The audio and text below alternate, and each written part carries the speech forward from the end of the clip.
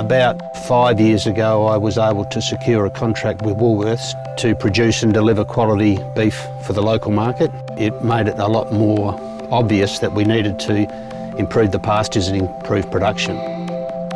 GeoCatch happened along at exactly the right time for me and offered me the opportunity to do some specific soil testing and plant analysis, and I was actually quite surprised to see how much residual fertiliser was in the property from previous practices where we just threw out super every year like we've been doing forever.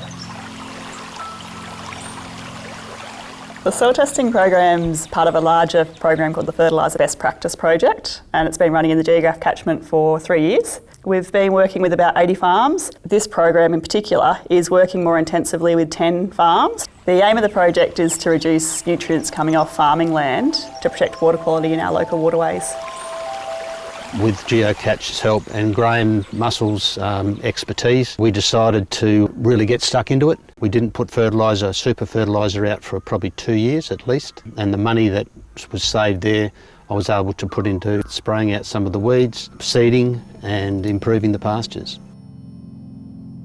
I met Ross at one of the very first workshops he and I attended. Ross was doing what he'd done year after year in a blanket application of superphosphate, which is not unusual in the district.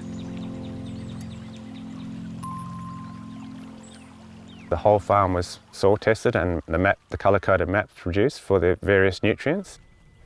Then we did tissue testing in the spring to confirm that the changes to the fertiliser program were on track. And then following up from that, as a case study farm, we did strategic soil testing in the summer and redefined a fertiliser plan for the coming season. We have some really important wetlands that are also internationally recognised as waterbird habitat, and as well as that we have Geographe Bay. Feeding into our waterways, we've got a really vibrant agricultural industry, so it's really critical that we're all working together.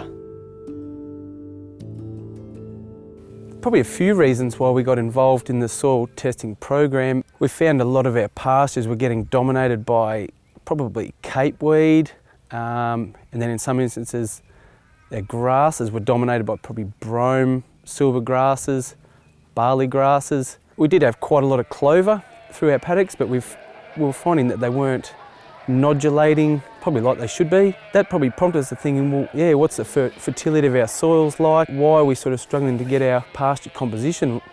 Our pHs are very low. That's probably why the rhizobia for the legumes and the clovers are struggling to survive. Big one last year, we didn't use any fertiliser at all for our autumn program. So we totally eliminated that and put those funds that we would normally spend on fertiliser towards lime. So yeah, big changes. We've always been quite conscious of our costs with our soil and trying to get the best out of it, because we do feed a lot of cattle. So we're running 1,600 hectares here in Busselton with a fertiliser bill of $350,000 roughly a year. The soil testing program's given us confidence to shift our fertiliser to where it's more needed, which is further away paddocks where we're cutting for hay and silage. Taking part in the soil test program has allowed us to target mainly pea into low fertility paddocks, and mainly where we're cutting silage. And we've taken pea right away from our dairy area. The money saving is quite significant. What we're doing now is we're really targeting specific paddocks, so the paddock actually gets what the paddock needs. It's very expensive to put the wrong fertiliser in the wrong place. We live in the community and we need to respect this area as well, but we also have to run a business here, so we just have to have best practice and try and do it the best we can. This is our third time of a full farm soil test. We can see where we've made decision changes and how that's affected things, and having a lot of data that we can individually pick out problem paddocks and see the reasons why they're not performing. I've been here since 1954. With my father, started when I was 15. And since then, Brody's come on board and we're doing a bit of farming together. Our fertiliser practices were quite intensive on this farm. We definitely like to keep the fertiliser levels up to grow the grass because we are running quite a high stocking rate. We met Graham through the GeoCatch soil program and basically he's our full-time agronomist now. I like to deal with him because he's independent. So the first year after the soil test results we put on quite a lot of lime across the farm, bring the pH up half a scale or a scale. Rather than just going for a single super blanket across the farm, we do a lot of different rates per paddocks. It's important we see the breeding of the stock, the improvement of the breeding of the stock. We need to see improving the pasture. We also need to improve the environment by doing a better quality job, because we can always do a better job no matter what we do.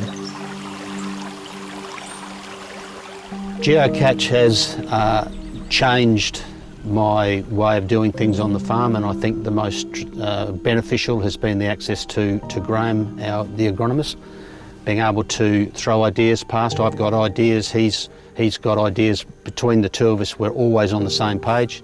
The GeoCatch results were whole farm comprehensive, and I really knew exactly where we had a starting point. We're now using nitrogen a lot more regularly and a lot more strategically. So just specifically when the plant wants it, we put it out and instantly you get a response. Weight gains traditionally on this property range from about 100 to 115 kilos per year. It's now sitting at somewhere between 135 to 150.